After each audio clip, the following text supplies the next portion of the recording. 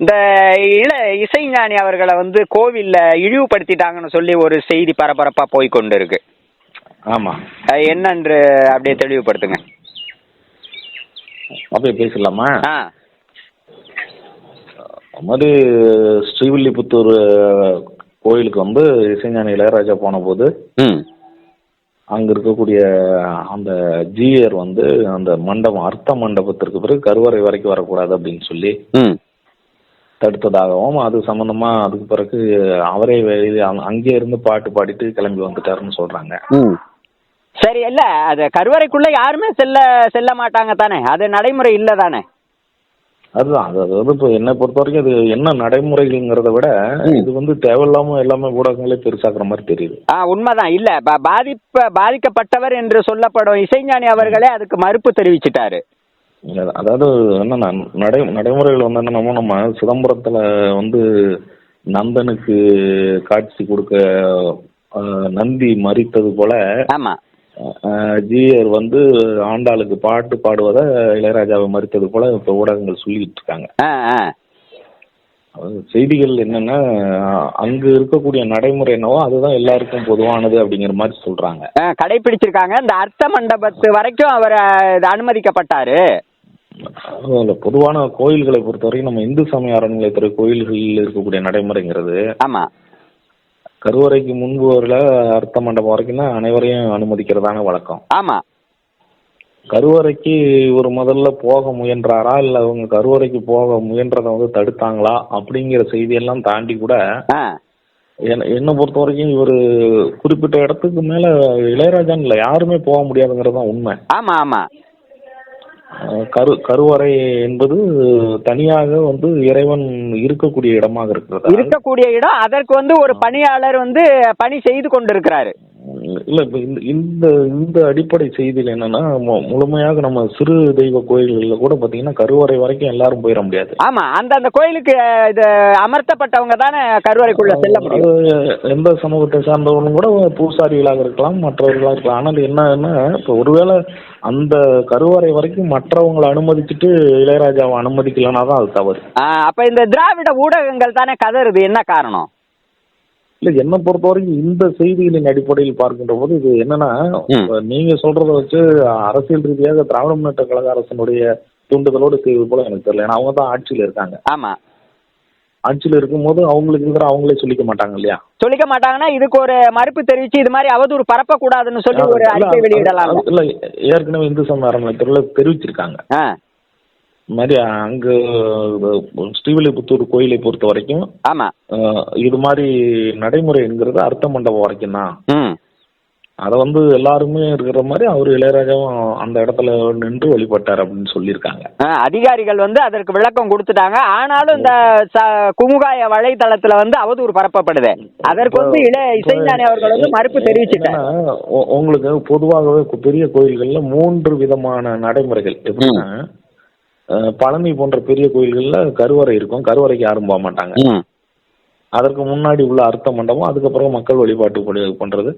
ஒரு சில நேரங்கள்ல என்னன்னா பிரபலங்களும் மற்றபடி அவங்களுக்கு அந்த ஸ்பெஷல் தரிசனம்னு சொல்லுவோம் இல்லையா, அது மாதிரியான ஆட்களை கொண்டு போய் அங்க உட்கார வச்சு வழிபடுறது வழக்கம். இந்த தீண்டாமைன்னு சொல்லி பரப்பி விடுறாங்களே.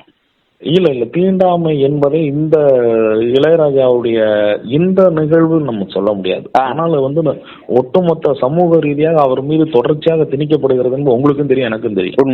என்னன்னா, அவர் வந்து அதையெல்லாம் கடந்து எப்போ வந்துட்டார். உண்மை. உலக அளவுல பாத்தீங்கன்னா இன்றைக்கு முழுமையான ஒரு இசையை தெரிந்த சில நபர்களில் அவரும் ஒருவராக கொண்டாடப்படுகிறார். இன்னும் சொல்ல போனால் நம்முடைய தமிழ்நாட்டினுடைய நம்முடைய இசை பாரம்பரியத்தில் இருக்கக்கூடிய இந்திய இசையின் அடையாளமாக கூட சொல்றாங்க. உண்மை. அப்படிலாம் இருக்கும்போது அவரை மீண்டும் மீண்டும் பாத்தீங்கன்னா ஏதோ ஒரு இந்த மாதிரியான ஒரு குறுகிய வட்டத்துல கொண்டு வர்றதுங்கிறது யாரு செஞ்சாலுமே அது தவறு. இல்ல, இது வந்து அவரை தொடர்ந்து திட்டமிட்டு அவரை தீண்டத்தகாதவராகவே இவங்க வந்து விளம்பரப்படுத்துறாங்க. அவதூறு பரப்புறது யாரா இருந்தாலும் கண்டிக்கத்தக்கது. அதாவது என்னன்னா, ஒரே ஒரு செய்தியை மட்டும் சொல்லிடுறேன். அவர் வந்து என்றைக்காவது நான் இந்த சமூகத்திலிருந்து வந்திருக்கிறேன், இந்த சமூகத்து மூலமா நான் மேல வந்திருக்கேன் ஒரு முறை கூட சொன்னதே கிடையாது. அவர் பாத்தீங்கன்னா ஒரு ஒரு ஒரு ஒட்டுமொத்தமாக ஒரு திறமையின் அடிப்படையில் வருகின்ற போது அவர் என்றைக்குமே பாத்தீங்கன்னா பொது சமூகத்தோடு தான் பயணிக்கிறார். ஆமா ஆமா ஆமா. அது அவருடைய இன்னும் சொல்ல போனா அவர் மேடையில பேசுறதையோ மற்றதுலயோ நிறைய விமர்சனம் பண்றாங்க, உங்களுக்கும் தெரியும். ஆமா, இல்ல அவங்க இவரை வந்து அவங்க இழிவுபடுத்துறாங்கிறத விட இந்த திராவிட கூட்டம் ரொம்ப கடுமையா இழிவுபடுத்துதோ. இது எப்படி நான் பாக்குறேன்னா, ஒட்டுமொத்த சமூகத்திற்குமே அவர் வளர்ச்சி மீது வந்து பாத்தீங்கன்னா ஏதோ ஒரு பொறாம இருக்கிறதா நான் நினைக்கிறேன். என்ன காரணம் அப்படின்னா, தொடர்ச்சியா பாத்தீங்கன்னா ஏதாவது அவர் ஒண்ணு சொல்லும் போதெல்லாம் மீண்டும் மீண்டும் அவருக்கு எதிராக ஏதாவது ஒரு செய்தியில பரப்புறது. அதாவது என்னன்னா, அவருடைய இசைங்கிறது பத்தி உங்களுக்கு தெரியும். திரைப்படங்கள்னு பாத்தீங்கன்னா 1000க்கு மேல பண்ணிட்டாரு. ஒரு ஒரு ஒட்டுமொத்தமாக ஒரு மனிதன் வந்து இத்தனை திரைப்படங்களுக்கு நேரடியாக இசையமைப்பதுங்கிறது கனவுலும் நடக்காத வாய்ப்பு. ஆமா ஆமா. ஆனா அதையெல்லாம் தாண்டி பெரும் சாதனைகளை செய்து கொண்டிருப்பவர் இன்றைக்கும் வந்து பாத்தீங்கன்னா மிகச் சிறப்பான முறையில் இயங்கி கொண்டிருக்கிறார், உங்களுக்கு தெரியும். எல்லா மக்களாலும் ஏற்றுக்கொள்ளப்பட்ட ஒரு மனிதர் அவர். ஆமா, ஒன்றுதான் நான் குறிப்பிட்டு சொல்ல வரேன். தமிழ்நாட்டில் மிக மிக சிறந்த திறமையாளர்கள் பிறந்து விட்டால் இதுதான் நிலைமைங்கிற மாதிரி தான் இசைஞானி இளையராஜாவுக்கு நடக்கின்ற நிகழ்வுகளை நான் பார்க்கிறேன்.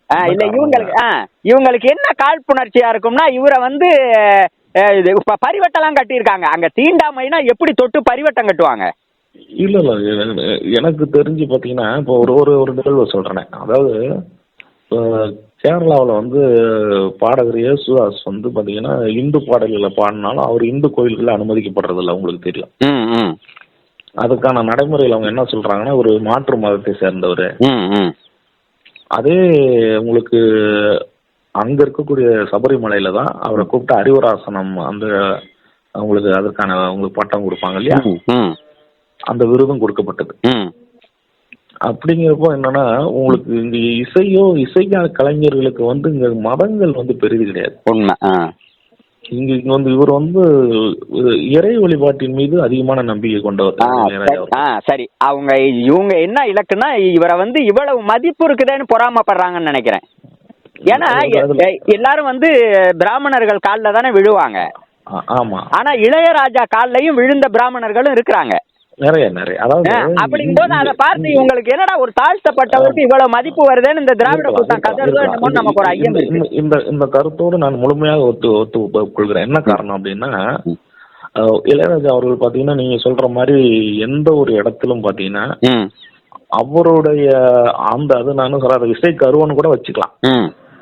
அவருடைய நிலை தவறி யாருக்கிட்டையும் போயிட்டு அவர் இறங்கி போனதான் எனக்கு தெரியாது, எனக்கு தெரியல.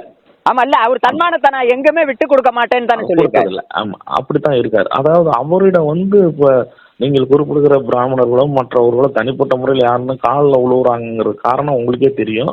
அவர் இசை மீது அவருக்கு இருக்கக்கூடிய அந்த பெரிய உங்களுக்கு ஆற்றலையும் மற்ற அவரை வந்து இசை வடிவமாகவே மற்றவர்கள் கருதுறாங்க. திறமைக்கு தான் அங்க மதிப்பு அளிச்சிருக்காங்க.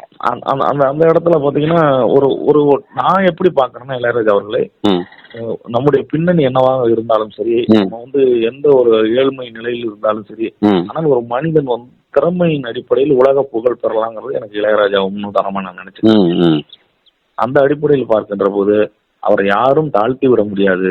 இன்னும் சொல்ல போனால் அவரை தாழ்த்துவர்கள் தான் தாழ்ந்து போவார்கள் என்னுடைய கருத்து. அதாவது வந்து இதற்கு இப்படி கொந்தளிக்கிறாங்க, அவர் அங்க இழிவுபடுத்தப்படல, இதற்கு இந்த திராவிட கூட்டம் இப்படி கொந்தளிக்குது. ஆனா EVK இளங்கோவன் வந்து பணம் வந்துட்டா நீ எல்லாம் உயர்ந்த சாதி ஆயிடுவான்னு அவ்வளவு கேவலப்படுத்தினாங்க. அவங்களதான் தூக்கி பிடிக்கிறாங்க, அதையெல்லாம் எதிர்த்து பேசல இவங்க. அப்ப இவங்களோட நோக்கம் என்ன?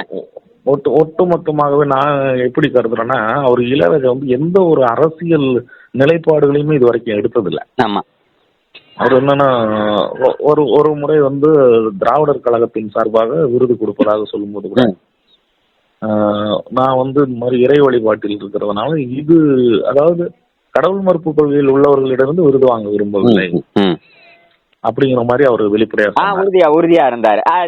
பசும்பொன்னார் படத்துக்கு இசை அமைத்தவர் ஈவேரா படத்துக்கு மறுத்தாருங்கிறதும் ஒரு இது இல்ல. அது ஈவேரா படத்திற்கு இசை அமைத்ததற்கான காரணம் வேற சொல்லிட்டார். பாரதியார் திரைப்படத்திற்கு வந்து அவருக்கு ஏதோ அப்ப அந்த இயக்குனர் ஞான ராஜசேகரன் கொடுக்கக்கூடிய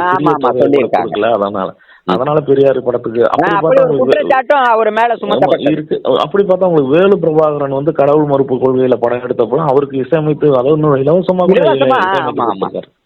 அதனால அவருக்கு வந்து உங்களுக்கு இதுதான் அதுதான் அப்படிங்கிற எந்த நிலைப்பாடும் கிடையாது.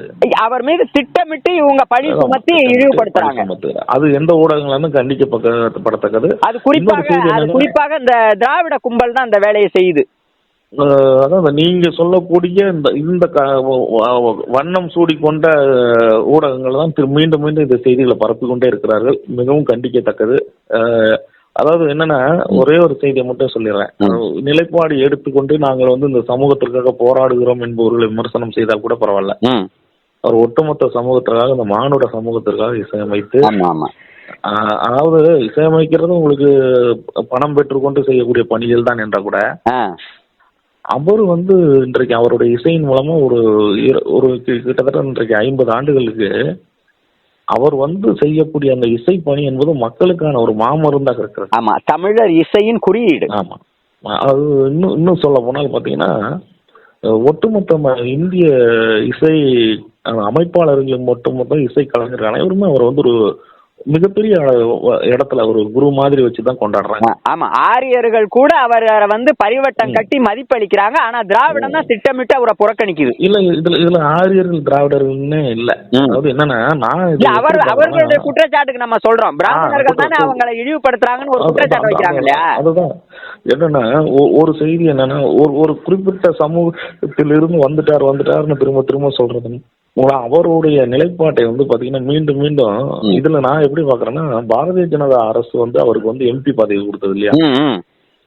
அவர் எம்பி ஆக போனது பாரதிய ஜனதா கட்சியில சேர்ந்துட்டு அவர் எம்பி ஆகல, திறமைக்கு தான் அங்க கொடுத்திருக்காங்க. ஆமா, இல்ல அவர் வந்து இசை கலைஞர், இசை அமைப்பாளர் என்ற முறையில் அவர் வந்து அவருக்கு ஒரு பெருமைப்படுத்தணும்னு தான் அந்த எண்ணத்துல கொடுத்தாங்க. அதை கூட இவங்க இழிவுபடுத்தினாங்க இந்த கூட்டம். நான் சொல்றேன், அதற்கு முன்பு இருந்தக்கூடிய அரசுகள் அவருக்கு என்ன செஞ்சாங்க? இத வந்து திமுகவே செய்திருக்கலாம் தானே? செய்யல, அது உண்மைதான். திராவிட முன்னேற்ற கழகமும் அண்ணா திராவிட முன்னேற்ற கழகமும் பாஜக வந்து அவரை மாநிலங்களவை உறுப்பினரா அமர்த்திருச்சு. நமது ஊடகத்தின் மூலம் இன்னொரு செய்தியும் குறிப்பிட்டுறேன். அதாவது நம்ம தமிழ்நாட்டை தவிர வேறு மாநிலங்களில் இவர் வந்து பிறந்திருந்தால் கொண்டாடிடலாம். அவங்க வந்து பார்த்தீங்கன்னா, ஏதாவது ஒரு இசை பல்கலைக்கழகத்தை ஆரம்பித்து அதற்கு துணைவேந்தராக கூட அவர் போட்டிருக்கிறது. அந்த அடிப்படையில் பார்க்கின்ற போது திரு இளையராஜா அவர்கள் அனைத்து விதமான பதவிகளுக்கும், அனைத்து விதமான பொறுப்புகளுக்கும், இசை சம்பந்தப்பட்ட பொறுப்புகள்ல அவர் வந்து தகுதியானவர். அவரை வந்து குறைத்து குறுகிய மனப்பான்மையில் பார்ப்பவர்கள் தான் குறைமதியாளர்கள். அந்த அடிப்படையில் பார்க்கும்போது இந்த சம்பவம் என்பது அவரே விளக்கம் அளித்து விட்டார். தொடர்ச்சியாக வந்து தேவையற்ற விமர்சனங்களை செய்ய வேண்டாம் என்பதுதான் என்னுடைய கருத்து. அருமை. பாஜக கூட அவரோட திறமையை அங்கீகரிச்சிச்சு. அதை வந்து திமுகவே செய்திருக்கலாம். அவரை அழகா மாநிலங்களவை உறுப்பினரா பொதுவாக சொல்றேன். நான் வந்து செய்யல, செய்யாம ஏன் அவரை போட்டு கொந்தளிக்கிறாங்க? மாநில கட்சிகள் அனைத்துமே இன்னும் ஏற்கனவே பல ஆண்டுகளாக இருந்த காங்கிரஸ் கட்சி கூட அவருக்குரிய அங்கீகாரம் கொடுக்கல. ஆனா பாஜக கொடுத்துச்சு. அதை கூட இவங்க மறைமுகமா எதிர்க்கிறது தான். அது ஒருவேளை அதோட உள்நோக்கமானு கூட எனக்கு தெரியல. ஆனாலும் கூட என்ன நான் பொறுத்த வரைக்கும் எந்த அரசியல் பின்புலத்திற்கும், எந்த அரசியல் சாயத்துக்கும் அவர் உள்ளாக மாட்டார், அப்பாற்பட்டவர் அவர் அப்படிங்கிறது தான் என்னுடைய செய்தி. அப்ப இப்ப வந்து திராவிட ஊடகங்கள் தான் அவர் மீது திட்டமிட்டு அவரை இழிவுபடுத்துது மறைமுகமா. அதாவது பொதுவாக அவர் புகழின் மீது வன்மம் கொண்டவர்கள் பரப்புகிறார்கள். உண்மை. அதாவது வந்து அவர்கள் மேல் பழிய போட்டு இவங்க இழிவுபடுத்துறாங்க.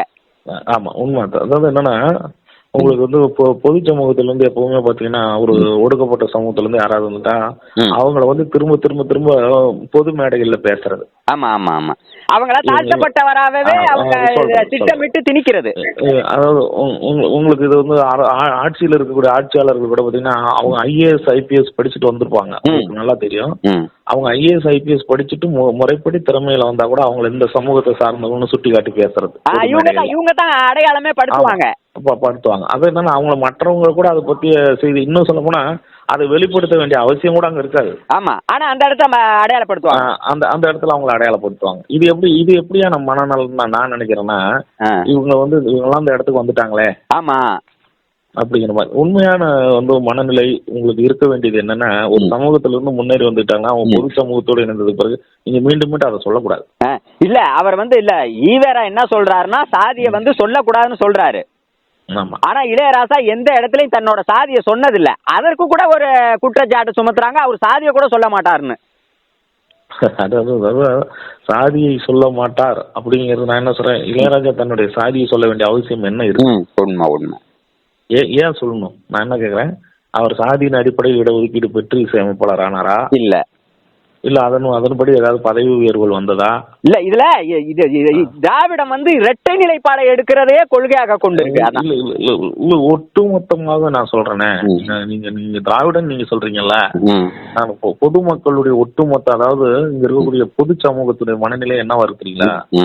ஒரு ஒரு ஒடுக்கப்பட்ட சமூகத்திலிருந்து ஒரு மனிதர் வந்து விட்டாருங்க பிறகு அவரோட திறமையை கொண்டாடுகின்ற அதே நேரத்தில் மீண்டும் மீண்டும் அவர் மீது இது மாதிரியான விமர்சனங்கள் வைப்பதே மிகப்பெரிய தவறாக நான் இல்ல. பொது சமூகம் சரி, அந்த பொது சமூகத்திலையும் தமிழர் அல்லாதவர்கள் தான் அவர் மேல குற்றச்சாட்டை சுமத்துறாங்க. அதாவது இதை வந்து செய்கின்ற நபர்கள் யாரா இருந்தாலும் கண்டிக்கப்பட வேண்டியவர்கள். மகிழ்ச்சி. இவ்வளவு நேரம் எங்களுக்கு நேரத்தை ஒதுக்கி கருத்தை தெரிவித்த உங்களுக்கு நன்றி. நன்றி. வணக்கம்.